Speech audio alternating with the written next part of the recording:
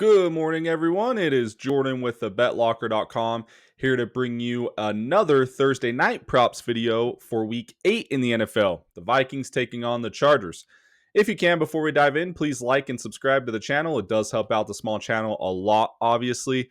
And like I always say, it does buy yourself some good karma. Maybe you've cashed your tickets or hit your parlays and your pick sixes and whatnot because of just simply buying yourself that good karma. So it's pretty early here in the, not really West Coast, but in the western part of the United States. So cheers to coffee. Jazz won last night, and I don't think that's a sign of things to come, but they did beat up on those defensive Clippers, so that felt pretty nice. I'm hopeful. At least they got one win on the season. Anyways, you didn't come here for that. Let's dive into NFL. So I've been looking all morning at some spots that we can probably exploit. I think I'm going to build this one, and I'm definitely going to be playing NFL on Prize Picks. So, and I'll tell you why. There's a lot of numbers that aren't available on DraftKings Pick 6 today. If you are in a betting state and you have like FanDuel Sportsbook or access to the sports books, definitely get these numbers, and definitely there's a lot of better numbers for that. But if you're not like me, you got to pick and choose which site you want to use. And today, I'll tell you why. The first one I wanted to look at was rushing. And I wanted to target Jordan Mason because the Chargers are giving up almost 8 yards in the last 3 games alone per attempt on every rush. The smallest was Jonathan Taylor last game. He only got 6 yards per attempt. But he only had 16 attempts and he had those 3 touchdowns. So like they didn't really need to run. He would have gotten a lot more. But the game before that, Devon Achane had 8 yards per attempt, and Krosky Merritt before that had 8 yards per attempt. So they got to those 100-yard games and on very little attempts because they're giving up a lot of yards per attempt. So first person I instantly wanted to look at was Jordan Mason, what his numbers were. Well, I come over here to DraftKings, and he's not on the board. So that could be, I don't know, they don't want to get beat up on it. They don't know what to set the number at. I have no clue. So I come over here to Prize Picks and I go to rushing yards, and there he is right there. Jordan Mason, 58.5 yards. So if you do the math, let's just say on the, to be safe side, let's just say he's averaging 6 yards per attempt like Jonathan Taylor did last game instead of the 8 yards per attempt that they have been giving up. If you do 6 times, let's say he has only 15 attempts, that's 90 yards alone. Let's say they are playing from behind and they only have 12 attempts for Jordan Mason and he averages still 6 per attempt. You're still looking at 72 yards. So he breaks one off. He could get that in one run. Or, like I said, just on small volume alone, you don't even need large volume. You just need small volume. And against this Chargers defense, I would take more there, and I absolutely love that one. Now, here's another one that DraftKings doesn't have. So the next part that I wanted to look at was maybe passing. Justin Herbert's been passing a lot. So I obviously go to receiving. I look at their receiving yards. Numbers look pretty low. That's great. I go to receptions. They don't have targets also on DraftKings, which Prize Picks does. But I wanted to look at attempts because I've been cashing kind of a lot on attempts. And so I just like to run through all these and just see what the numbers are and get a feel for what's happening in the game and what they're offering. So I wanted to go look at attempts. Well, guess what? I go to DraftKings Pick 6 and it's not available again. And then I go to Prize Picks and it is available. Pass attempts. And there's Justin Herbert. So, and look, here's fire. So I think that a lot of people are going to be taking more here because why wouldn't you? Look at Justin Herbert. 47, 41, 29, 38, 55. 55 last game. Now, if you actually watch football and you're not just if you're just a casual bettor, whatever. if you actually watch that game, they were down a lot very quickly, and the only way to get back, and the Colts were stopping the run. So the only way to get back is to throw the ball 1,000 times. That's why he had 55, right? So I think because this fire emoji, that usually I believe means that everyone's taking more. Now, I'm going out on a limb, and I know that I say this all the time. I always look for less thans or unders before I look for overs. And this one might feel risky, but I'm going to be taking less than pass attempts. And here's why. It's all about efficiency against Minnesota. If you go down the list and if you look at the last games that they have played, let me just tell you the attempts. So Minnesota played the Eagles. Jalen Hurts only had 23 passing attempts. Go to the Browns.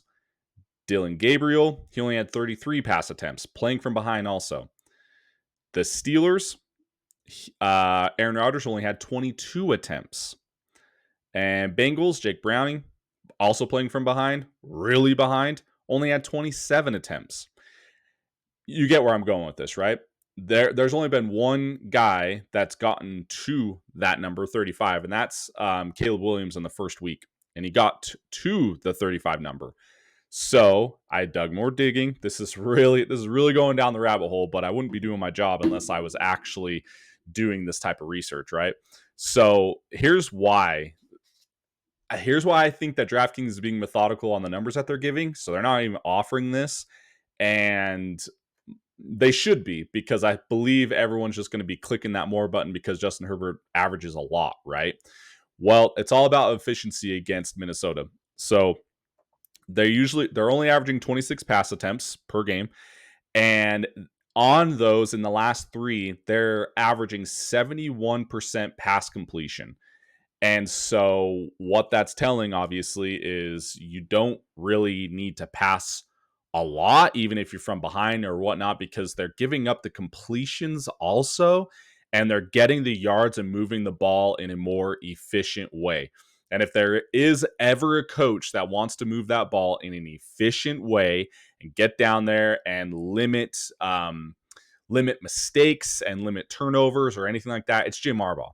So against the team that is giving up the completions and whatnot, so having said that, none of the quarterbacks have had to pass so much, because when they do pass, they're getting the completions and they're getting the ball down the field pretty easily.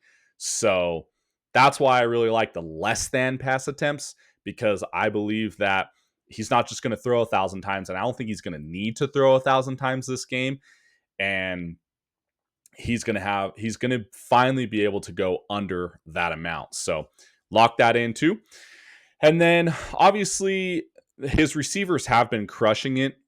So I believe that everyone's going to be gravitating towards receiving yards on every one of these guys: Justin Jefferson, Jordan Addison, McConkey, Quentin Johnston.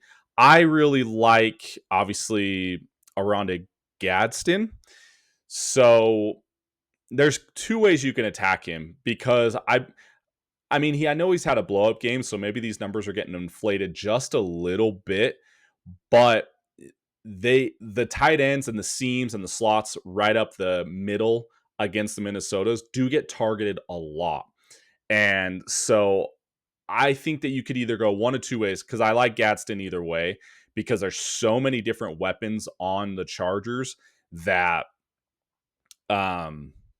you could attack him whichever way. But I believe they'll probably lock down the receivers a little bit more, and he's still going to go to his comfort target the last couple games in Gadsden. I mean, look at this alone. He's got 164 yards last game and 68 the game before that. He's really vamping up. And if you don't guard him, if you do guard him, then you're giving up 3 elite receivers yards on the outside anyways.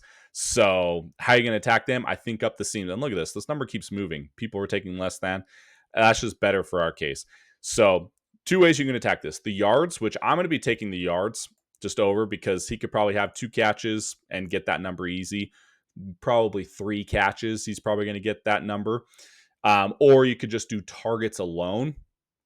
Now, if you're doing targets alone, it doesn't really help our case for 30 under 35 pass attempts because his targets is set at 6.5.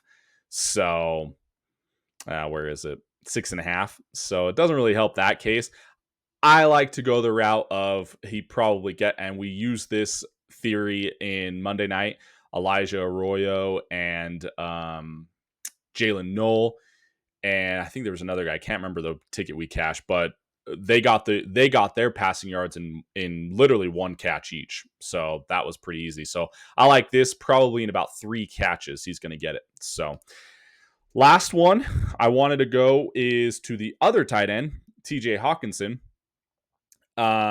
His passing receiving yards is only, so 2 ways you can attack this as well. His receiving yards is only 36.5.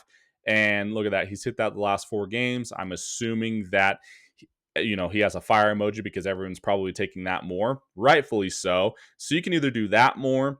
I'm probably just going to do, because I think the number is too small, is going to be receptions. So his reception number on Prize Picks is 4.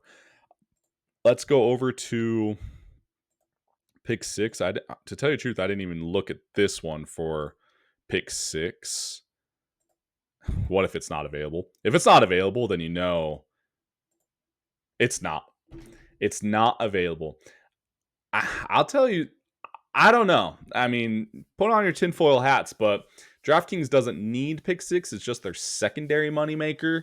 So I think they're a lot more methodical in the lines they choose. So be weary and be, not questionable, but just be weary of that because they're offering not a lot of stuff. And Prize Picks, their only moneymaker is this stuff. And their edge that they try and get is these stupid little goblins.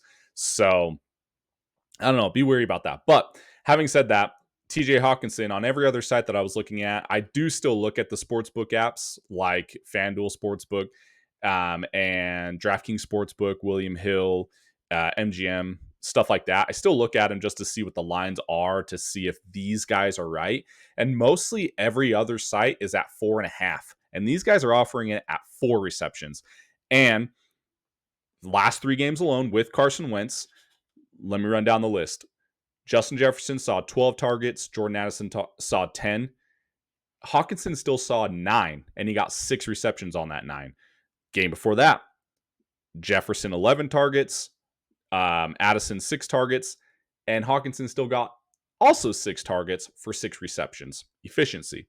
And then the game before that, the first game with Carson Wentz, Justin Jefferson saw 11, Jordan Addison saw 8, and Hawkinson still saw 5 and still caught 4 of those balls. So he's all about efficiency. I believe he's going to be a good outlet guy for Minnesota and for Carson Wentz, especially if they're playing from behind, which I think they will be in the better half of this game. So I would be taking more there.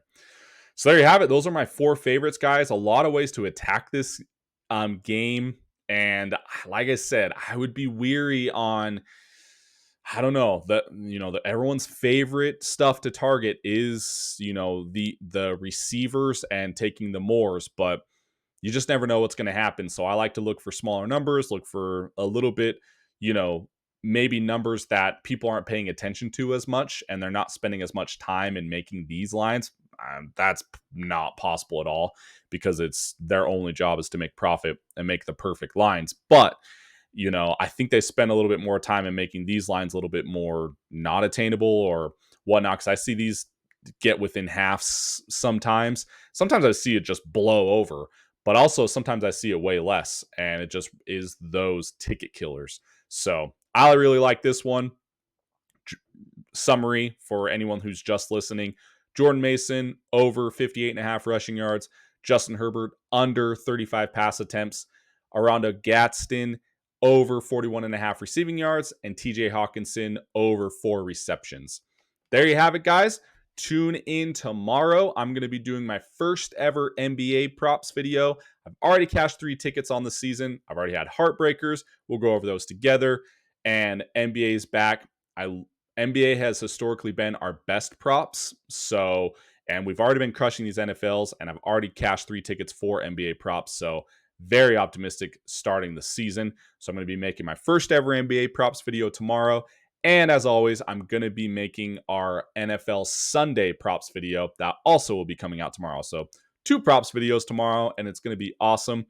Please, if you have stayed this long, like and subscribe. And as always, here's a little preview of the betlocker.com. Here is a little preview of the cheat sheet. This comes out on Saturdays as late as possible to get every possible news I can get. So in that way I can post everything on this cheat sheet.